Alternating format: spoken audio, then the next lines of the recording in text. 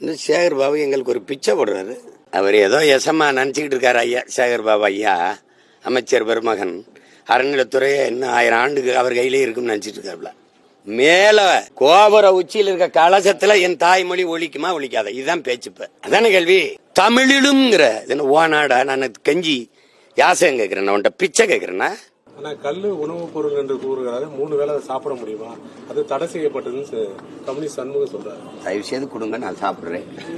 ஐயா சண்முகம் ஐயாட்ட அவங்க கட்சி ஆளுதுல அறியல, கம்யூனிஸ்ட் கட்சி.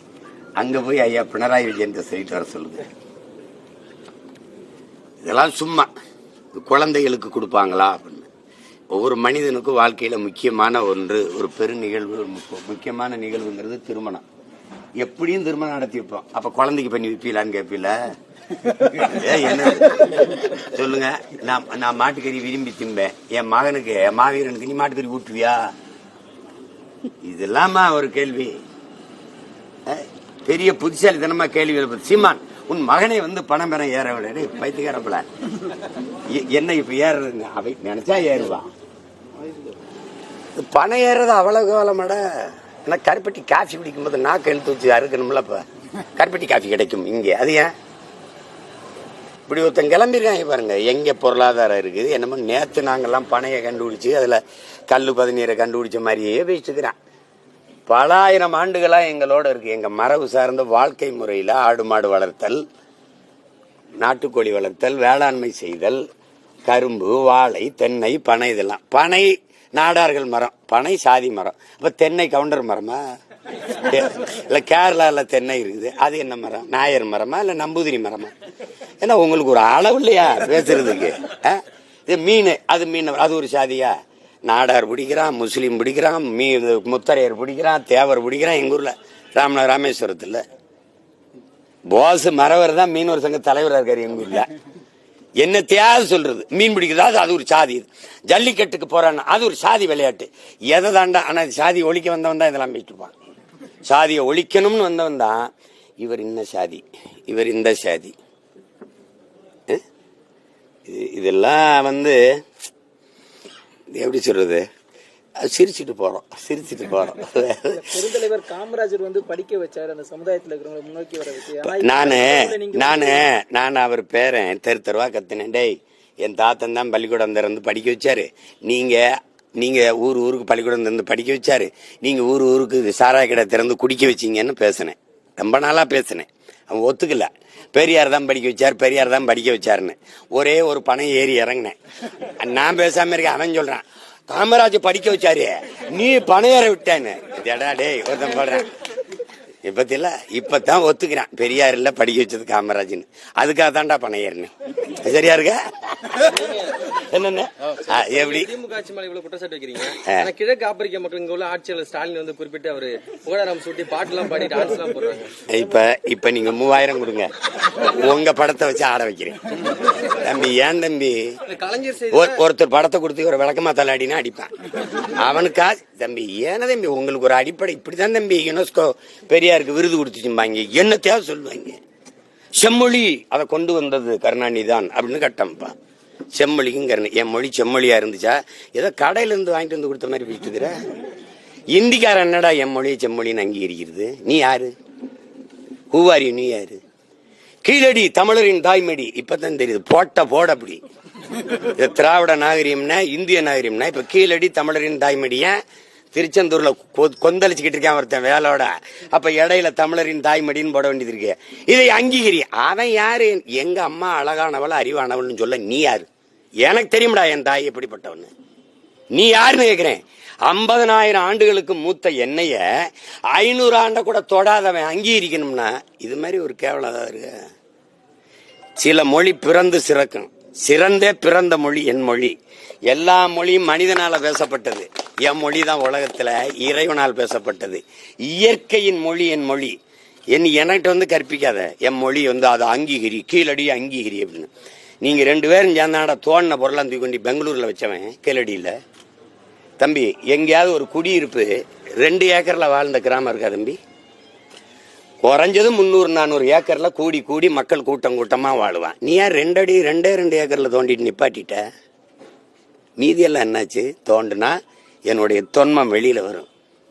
அப்பவே தொழிற்சாலை கட்டி வாழ்ந்திருக்கான், கழிவறை கட்டி வாழ்ந்திருக்கான், குளியலறை கட்டி வாழ்ந்திருக்கான், மண் குழாயில தண்ணீரை கொண்டு போய் சேர்த்திருக்கான். அதெல்லாம் தெரிய வந்துரும்ல. ஆதிச்சநல்லூர் ஏன் தோண்ட மாட்டேங்கிற? அவனுக்கு தெரியும் அவன் தமிழனுக்கு எந்த பெருமையும் கொடுத்துடக்கூடாதுன்ட்டு. இவ்வளவு காலம் விட்டுட்டு இப்பதான் கீழடி தமிழரின் தாய்மடின்னு தெரியுதா தம்பி? 6 மாசத்துல தேர்தல் வரும்போது அது இதெல்லாம் எப்பவுமே தம்பி. திமுக ஒரு நாடக கம்பெனி. ஐயா கருணாநிதி அவர்கள் சிறந்த நாடக ஆசிரியர். அதே நாடகத்தை 60 வருஷமா போட்டுக்கிட்டு இருக்கிறதுனால தான் போர் அடிக்குது. கொஞ்சம் மாத்தி போடணும். இந்த நாடகம் இன்னைக்கு நேற்று நடக்கல.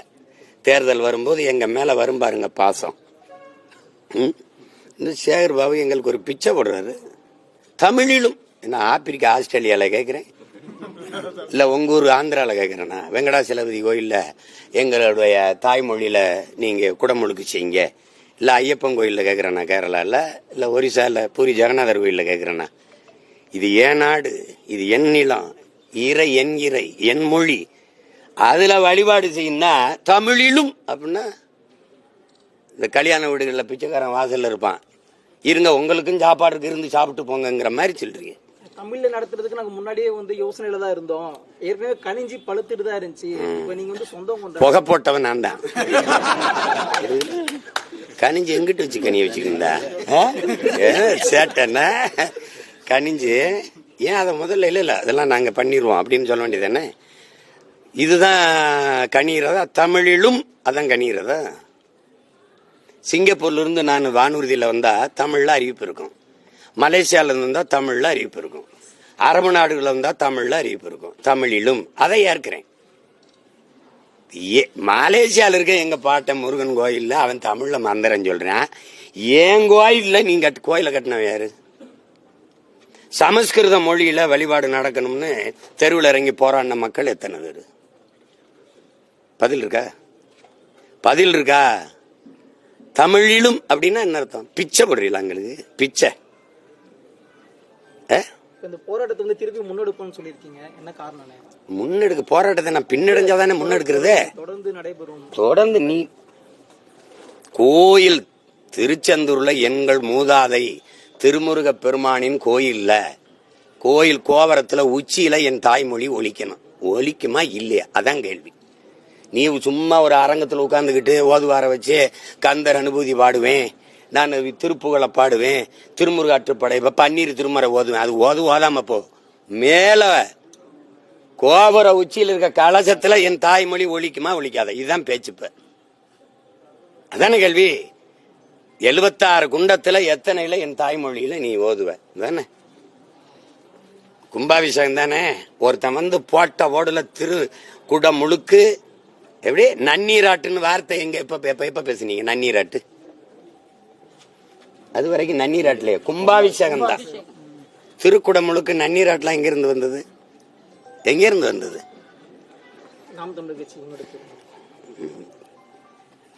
அதனால அது அவர் ஏதோ எசமா நினைச்சுக்கிட்டு இருக்காரு ஐயா சேகர் பாபு ஐயா, அமைச்சர் பெருமகன்.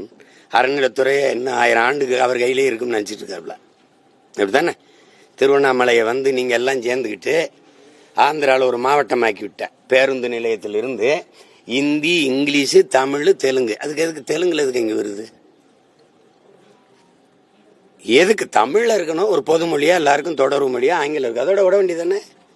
பேருந்து நிலையம் வரைக்கும் அங்க கிரிவலத்துல முழுக்க கடைபுரம் யார் வச்சிருக்கா? எதுக்கு தெலுங்குல விளம்பர பலகை வருது?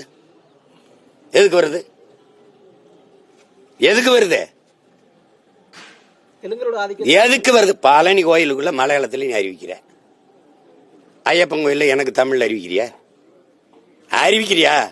அப்புறம் தமிழிலும்ங்கிற ஓநாடா? நான் கஞ்சி யாசகம் கேட்கிறேன், உன்ட்ட பிச்சை கேட்கிறேன்னா? ஜூன் 22 மதுரையில முருகன் மாநாடு பாஜக சார்பு நடத்துறாங்க. அதுக்கு சிறப்பு ரயில் திட்டம் விட்டுறாங்க. எப்படி நான் பாக்குறீங்க?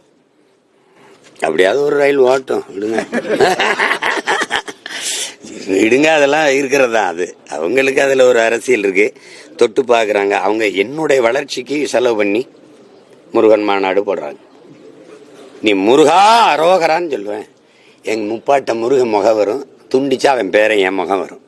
வேற எந்த நீ குன்ன குடிக்க அன்ன காவடி எடு, தலையில்னா தண்ணி விடு, தண்ணி குடி. நீ என்ன காவடி எடுத்தாலும் நான் தான். நீ ஈழம் பிரபாகரன்னா என் முகம் தான் வரும். முருகான்னு நீ கத்துனீன்னா நான் தான் வந்து போவேன். வேணா கேட்டுப்பாரு. இத்தனை கட்சி இருக்கு, இவ்வளவே இருக்காங்க, ஒருத்தர் பேச மாட்டாங்க. நான் பனை ஏறி கல்ல இருக்கிறதுல ஐயோ உயா அப்படின்ற அந்த முருகன் கோயில்ல தமிழ்ல ஓதணும்னு சொல்றேன். அதுக்கு ஏன் ஒருத்தரும் பேச மாட்டேங்கிறீங்க? எல்லா தமிழரும் செத்து போயிட்டான். அப்போ ஏணிப்படி வச்சு ஏறிட்டீங்களா? அது ஒரு குறையா சொல்றாங்க.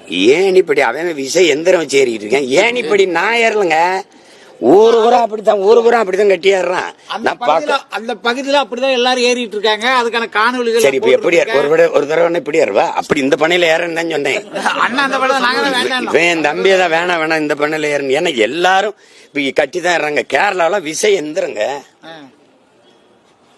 இதுல என்ன ஏற பயந்த மாதிரி பேசிக்கிட்டு ஒரு பனையில இருந்து இன்னொரு பனை தாவி எல்லாம் போன கிளம்ப ஏறன்னா இவங்க தான் வேணாம்னா என்ன வேணாம்னா இதுல போங்கண்ணா என்ன. இப்ப மதுரைக்கு போகணும்னு முடிவு பண்ணிட்டேன். நான் தொடர் வண்டியில போறேன், பேருந்துல போறேன், விண்ணூர்தியில போறேன். மதுரைக்கு போனா இல்லையா, நீ ஏறு, ஒரு முடிவாஞ்சு காட்டு, கொண்டையில ஏறி காட்டு, வாங்க எவனா ஒருத்தன் ஏறிட்டு சொல்லு பாப்போம். தம்பி ஏறி தொட்டுட்டு கீழே இறங்கலாம் தம்பி.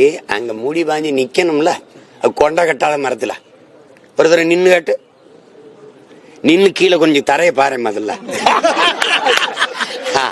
அப்புறம் தெரியும் நான் யாருன்னு. சும்மா ஏதாவது பேசிருப்பேன். அவனுக்கு ஒன்னும் வைத்தறிச்சல் இல்ல. இந்த சாரா வியாபாரத்தை கெடுத்து போறான் போல் இருக்க என் பாக்குற வேலை. நீங்க திறக்க மாட்ட, நீ கோயில்ல குடமுழுக்கு என் தாய்மொழியில சொல்ல மாட்ட. இது எத்தனை நாளைக்கு நடந்துரும்? திமுகவே இன்னொரு 50 வருஷத்துக்கு ஆட்சியில் இருக்குமா? அப்படிதான் நினைச்சாங்க என்னை முதல் வரும்போது. இவன்லாம் ஒரு ஆளா 234 தொகுதியிலையும் போட வந்தல 234 பேர் இருக்கானா அப்படின்னு கேட்டேன். என்னென்னமோ பண்ணி பார்த்தா இப்போதைக்கு எங்க எந்த பக்கம் போய் கூட்டணி சேர்ந்து நம்மளை காலி பண்ணிடுவானோ துடிச்சுக்கிட்டு இருக்கு. பதையந்திரி கிடக்குறீங்க. அதெல்லாம் இல்லை, பேசுறவங்க பேசிட்டு இருப்பாங்க. இப்ப ஆடு மேய்க்க போறேன், இப்ப அதை எந்த சாதியில சேர்ப்பீங்க என்னைய? இதெல்லாம் ஒரு கொடுமை. உனக்கு வன பாதுகாப்பு சட்டத்துல என் மலையை அறுத்து என் தாயின் மாற அறுத்து ரத்தம் குடிச்சு கல்குவாரி எம்சாண்டுன்னு நொறுக்கி விற்ப. என்னுடைய ஆடும் மாடும் அடிவாரத்தில் மேஞ்சிடக்கூடாது. உனக்கு என்ன எவ்வளவு கொழுப்பு? ஆவின் பால் விற்ப. அந்த பால் நிறுவனத்தில் ஆவின் பால் நிறுவனத்தில் வேலை செய்யறவன்லாம் கவர்மெண்ட் வேலை, அரசு எம்ப்ளாய். அப்படிதானே சொல்ற? எங்க தாத்தா மாதாவரத்தில் ஒரு பால் பண்ண தொடங்கினான்ல காமராஜ், அதுல வேலை பார்த்தோம்லாம் அரசு பணியா இல்லையா? ஏன் முன்ன அதை மூடிட்டு டாஸ்மார்க்ல சரக்கு ஊத்தி கொடுக்கறவன்லாம் கவர்மெண்ட் வேலையா வச்சிருக்க? இல்ல MBA MSc படிச்சவன் வேலை செஞ்சுக்கிட்டு இருக்க? சாராயம் ஊத்தி கொடுக்கறத விட கேவலமா போயிருச்சா? சரி, நீ பால் விக்கிற, மாடுங்க. ஆவின் பால் விக்குதுல அந்த அரசு, எங்க யாராவது இந்த கூட்டத்தில் கேட்கணும்ல? மாடு இல்லாம எப்படா இவ்வளவு பால் வருது? எத்தனை லட்சம் லிட்டர் பால் விக்கிற? மாடுங்க. ஆனா மாடு மேய்க்கணும்னா பழமைக்கு கூட்டிட்டு போறாப்ல. எல்லாரும் IAS ஆயிருங்கடா, எல்லாரும் IPS ஆயிருங்க, எல்லாரும் டாக்டர் ஆயிருங்க. டாக்டர் ஒரு நோயாளி வந்து உட்கார்ந்த உடனே நீங்க மில்க் எடுத்துக்கணும், எக் சாப்பிடணும், வெஜிடபிள்ஸ் நல்லா சாப்பிடணும், ஃப்ரூட்ஸ் சாப்பிடணும், கீரை நல்லா சாப்பிடுங்க அப்படின்னு. அது எங்க இருந்து வரும் டாக்டர்? உங்க எக் மில்க் எல்லாம் எங்க இருந்து வரும்? அது எங்க ஆத்தால இப்ப மேச்சாத்தாயா வரும். இது ஒரு ஈன கூட்டம். உலகத்துல பில்கேட்ஸ் சாப்ட்வேர் இண்டஸ்ட்ரியின் பிதாமக 2,76,000 ஏக்கர்ல அமெரிக்கால விவசாயம் பாக்குறான். பில்கேட்ஸ்ல உங்களை மாதிரி ஊடகங்கள் போய் கேட்குது, என்ன பில்கேட்ஸ் எதுக்கு விவசாயம்? அங்கதான்டா நிரந்தர பொருளாதாரம் இருக்கு, அங்கதான்டா எல்லாருக்கும் வேலை கொடுக்க முடியுங்கிறான். பில்கேட்ஸையே கேவலப்படுத்துறாங்க, நான் ஏமாத்துறேன். இவனெல்லாம் இங்க பாருங்க தம்பி, ஒண்ணு தெரிஞ்சுக்கிறீங்க தம்பி, நீ சந்திர மண்டலத்துக்கு சந்திராயனா அனுப்புற சயின்டிஸ்டுக்கு சாப்பாடை என் சம்சாரி தான் அனுப்பணும். நீ விண்கலத்தை விண்வெளியில ஏவு, விஞ்ஞானிக்கு சோறு என் விவசாயி தான் அனுப்பணும். இத மூளையில வச்சுக்கணும், புரியுதா? உங்க கட்சியில 120க்கு மேற்பட்ட வேட்பாளர்லாம் வந்து அறிவிச்சிட்டீங்க. நீங்க எந்த தொகுதியில போட்டிடுவீங்க, எப்ப அறிவிப்பீங்க? குளத்தூர்ல ஸ்டாலின் எதிர்த்து போட்டி போடுவீங்களா?